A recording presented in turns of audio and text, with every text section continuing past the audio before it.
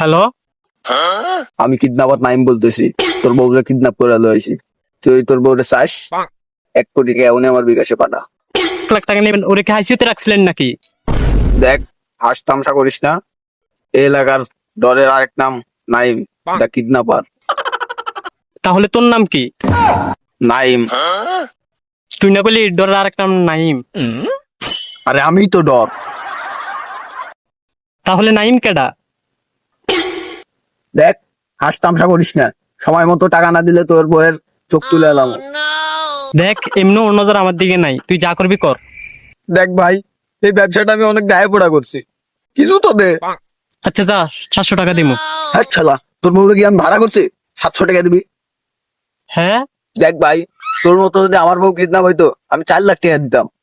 আমার লাগে না। তুই যদি লাগে তুই আরো 4 লাখ টাকা দে, তোর আমি আরো 2টা বউ দিমু। দেখ ভাই, তুই আমার 1 লাখ টাকা দে, দিয়া তোর বউটা লয়ে যা।